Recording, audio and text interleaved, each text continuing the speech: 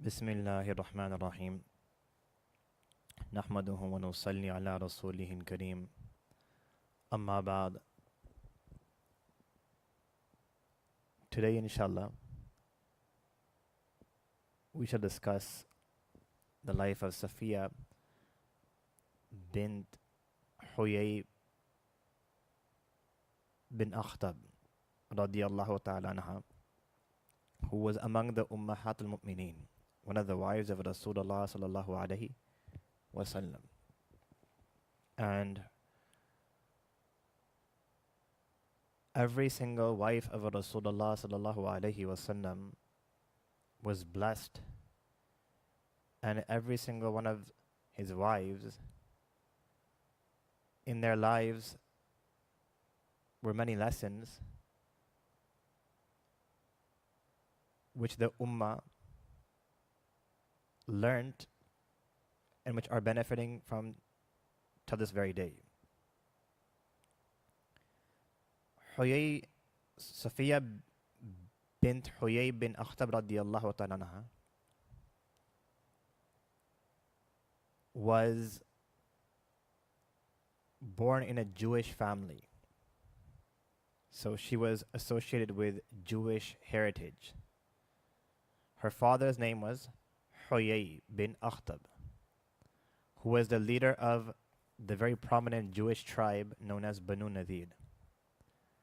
And Safiyyah radiyallahu ta'ala anha's mother, her name was, there's two narrations, Dharra bint Samawil or Barra bint Samawil.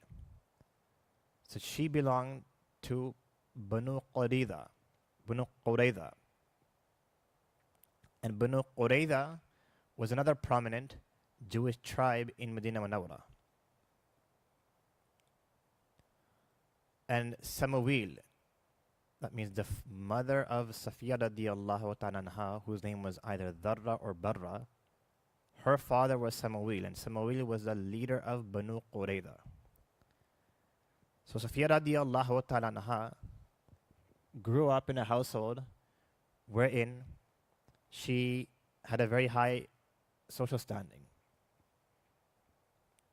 Both of her parents belonged to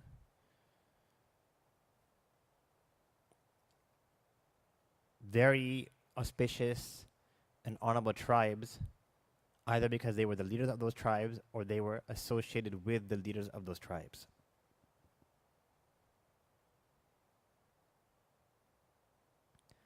Now Safiyyah radiyallahu ta'ala anha's father, Huyayy,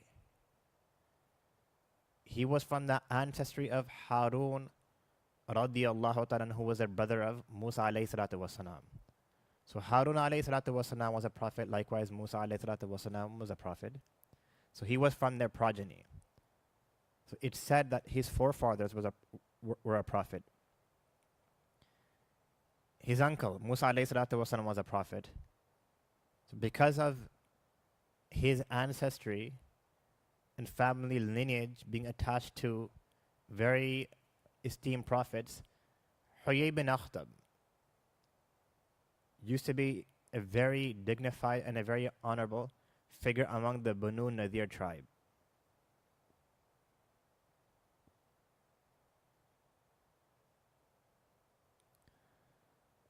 Nonetheless, Safiyyah bint Huyayy bint Akhtab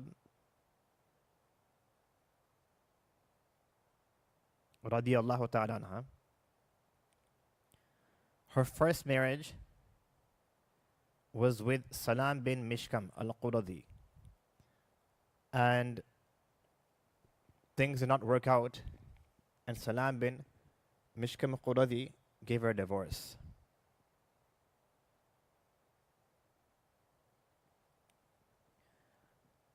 Nonetheless, she had a second marriage as well, which we will discuss in a short while. Before we get to her second marriage, let me just mention some other very important points which will give us some kind of background information, and it will help us understand the events associated to the marriage between Safiyyah radiallahu ta'ala and Rasulullah sallallahu alayhi wasallam. When Rasulullah sallallahu alayhi wasallam migrated from Makkah Mukarramah to Medina Munawwara,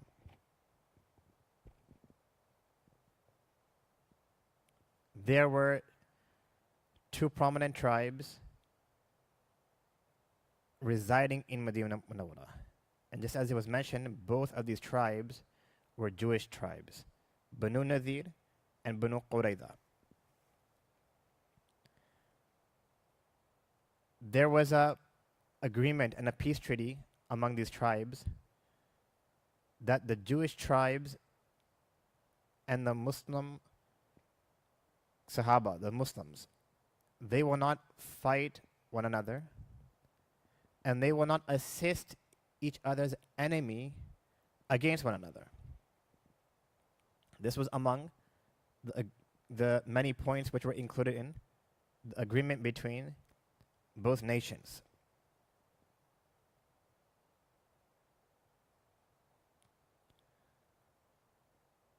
After the Battle of Badr, which was the first war in Islam, the first battle in Islam, many of the leaders of the Quraysh were killed, and there was this fire of wanting to take revenge in their hearts against the Muslims. So they tried to entice the Jewish tribes, Banu Nadir, Banu Qurayza, to assist them and to help them fight against the Muslims. And they even tried to kill Rasulullah sallallahu alayhi wasallam, na'udhu billah, by throwing a rock over his head. But Allah subhanahu wa ta'ala revealed to him that this is going to happen, and Allah subhanahu wa ta'ala, through this revelation, saved him. Likewise, on another occasion, another plot was made against Rasulullah sallallahu alayhi wasallam, wherein the Jewish tribes, they said, send 3 of your men to us, we will send 3 of our learned men, and they will meet. And have your people explain Iman and Islam to us. If they are able to explain it to us, and if we're able to understand it, then we will accept Islam. So Rasulullah sallallahu alayhi wasallam accepted, but he was informed that the 3 individuals who were representing the Jewish tribes, they were laced with weapons. And this was a plot to kill, na'udhu billah, Rasulullah sallallahu alayhi wasallam. So when the Prophet sallallahu alayhi wasallam came to know of this, keep in mind the agreement was already made from before, that there will be absolutely no fighting, and no one will, and neither parties will assist any third party to fight or to harm any of these 2 parties. So Rasulullah sallallahu alayhi wasallam, along with his companions, they besieged the area wherein these Jewish tribes were residing. And they were expelled and they were sent into exile. And the Jewish tribes,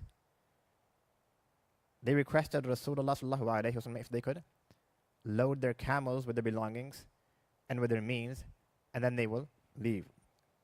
So Rasulullah sallallahu alayhi wasallam allowed it, and they left. And then they moved to a place called Khaybar, which is approximately 150 kilometers from Medina Munawwara.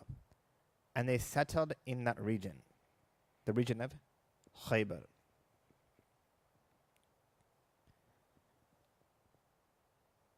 The region of Khaybar is a very fertile land, a very fertile region, full of a lot of greenery.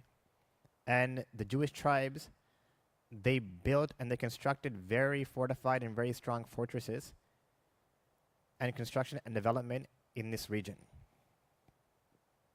Among the fortresses, one very famous fortress is called the fortress of Qamus. And the chief of Khaybar, Abu Rafi, his nephew was the governor of that fortress.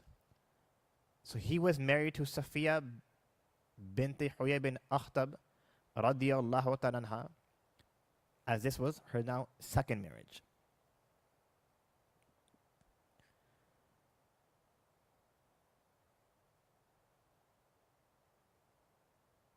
Now, after being expelled and after being sent into exile, the Jewish tribes still harbored enmity towards Rasulullah sallallahu alaihi wasallam and the Muslims, and they were looking for an opportunity to get revenge.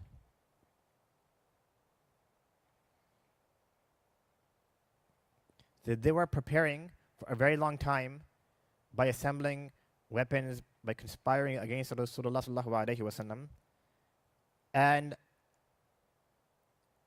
approximately in the 7th year of Hijrah, a very famous battle known as the Battle of Khaybar took place.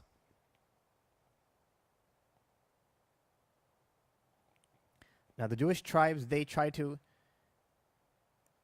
take other tribes along with them, known as the tribe of Ghitfan, the tribe of Banu Asad, and they increased their numbers.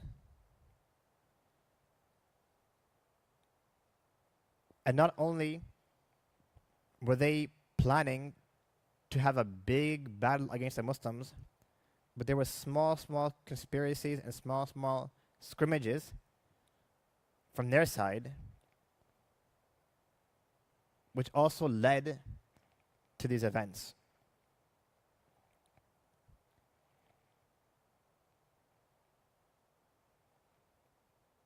There was a place called the Qarad.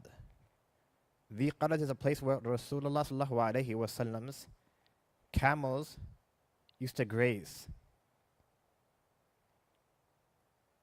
So one man was sent from the Jewish tribe to go steal these camels. And the person who was entrusted to look over these camels was the son of Abu Dharr radiyallahu ta'ala anhu, who was killed and who was martyred, and his wife was captured.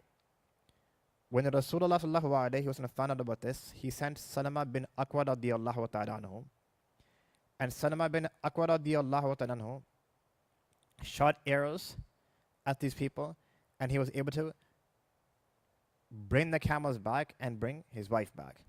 So 3 days after this scrimmage happened, that's when the Battle of Khaybar ensued, and the Battle of Ghazwa Khaybar, it started. Now, the region of Khaybar was distributed into 2 sections. So one section consisted of 5 fortresses, and the other section consisted of 3 fortresses. So the main fortress was the fortress of Qamus. This is a fortress where the Jewish tribes had their family members, women, children, kept as a means of safety so that they were not harmed by the war or by the weapons which were used in that war. So on the one hand, the Jewish tribes, they had assembled and they had gathered many people, and on the other side, Rasulullah sallallahu alaihi wasallam had approximately assembled 1,400 Sahaba radiyallahu ta'ala anhum, and they set out for this great initiative. The leader of the Munafiqeen, Abdullah bin Ubay, he informed the Jewish tribes of Rasulullah sallallahu alaihi wasallam's intention and their leaving Medina Munawwara. So the plan was to intercept them and to fight them. But as Rasulullah sallallahu alaihi wasallam got closer,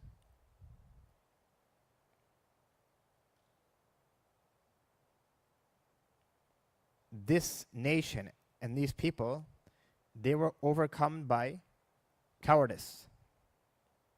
And instead of fighting the Muslims in the open fields, in the open grounds, they locked themselves up in their fortresses.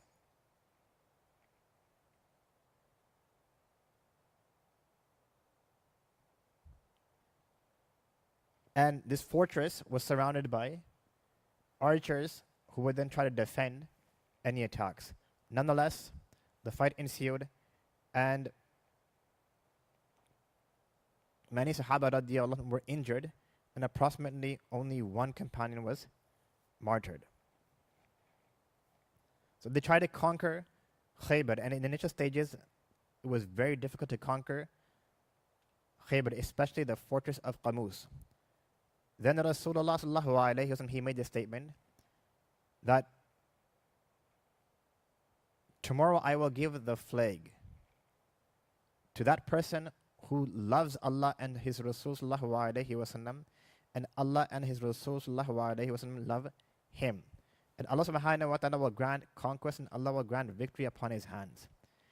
When Rasulullah sallallahu alayhi wa sallam made this statement, it was the desire of every single Sahabi, it was the desire of every single companion that he receive this honor.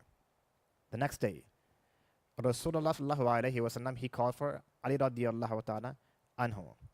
Ali radiyallahu anhu, he had some kind of pain in his eyes. So Rasulullah sallallahu alayhi wa sallam, he took his blessed saliva and he rubbed it on his eyes, and his pain went away immediately. Now came the time where Ali radiyallahu anhu came face to face with the Jewish archers. And through the grace of Allah subhanahu wa ta'ala, Allah granted victory to Ali radiyallahu ta'ala anhu. Nonetheless, the Muslims were victorious, and Ali radiyallahu ta'ala anhu, he was able to remove the door from the fortress of Qamus, and thus allowing the Muslim army to enter. They were taken as captives, and once these captives were brought to Rasulullah sallallahu alayhi wa sallam, and after the conquest of Khaybar, they proposed, or they presented a proposal to Rasulullah sallallahu alayhi wa sallam, that instead of distributing the land of Khaybar among your people, keep the lands as it is, and we will give half of the produce, half of the annual produce. So Rasulullah sallallahu alayhi wa sallam, he accepted this proposal, and he would send Abdullah bin Rawaha radiyallahu ta'ala to go and collect the required produce. Nonetheless, Rasulullah sallallahu alayhi wa sallam, he spent a few days after the conquest of Khaybar inside of Khaybar, and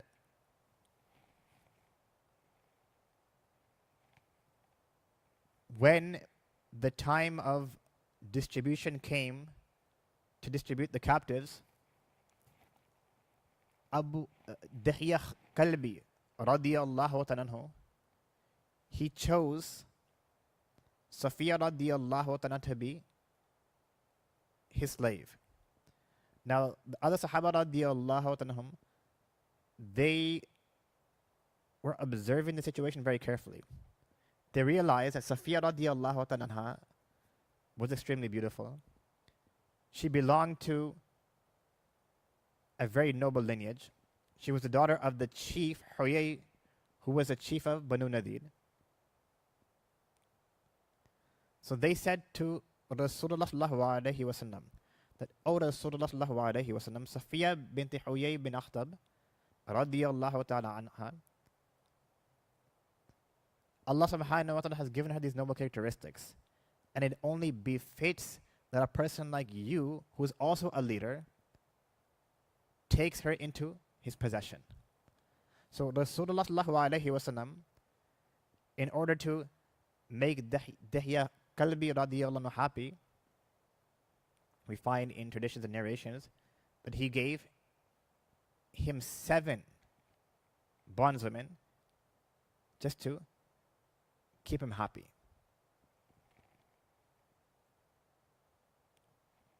Now, when Safiyyah radiallahu ta'ala came into the possession of Rasulullah sallallahu alayhi wasallam, Rasulullah sallallahu alayhi wasallam gave her a choice. The choice was that I will set you free.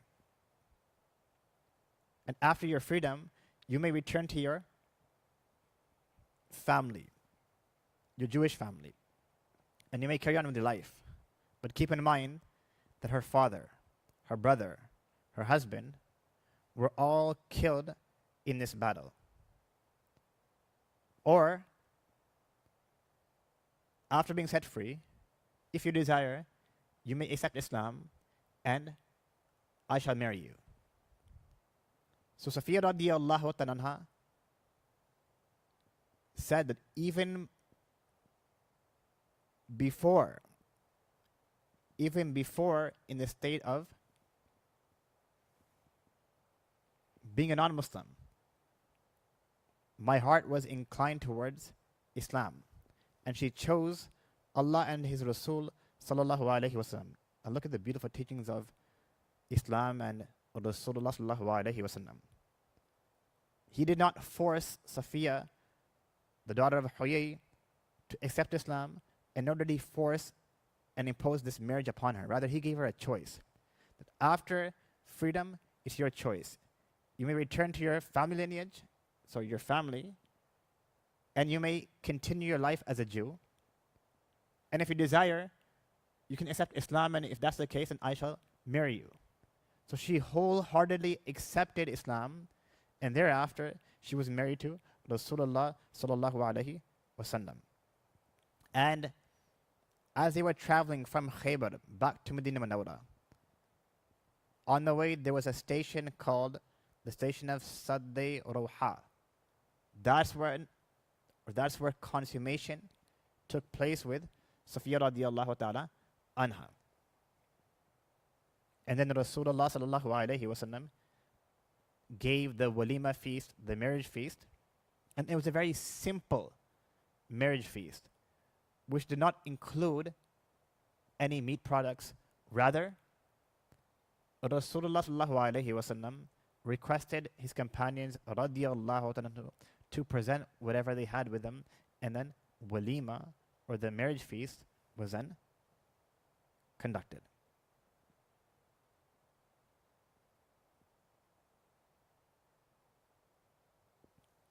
So Allah subhanahu wa ta'ala granted Safiyyah radiallahu ta'ala this honor of now becoming among the Ummahatul Mu'mineen, the mother of all the believers. Inshallah, we shall continue this topic on Safiyyah bint Huyayy ibn Akhtab radiallahu ta'ala anha in part 2, and inshallah we will discuss more of her noble life and her noble characteristics. May Allah subhanahu wa ta'ala enable us to understand and practice. Wa akhiru da'wana an alhamdulillahi rabbil alameen. Sadaqallahu al-azim.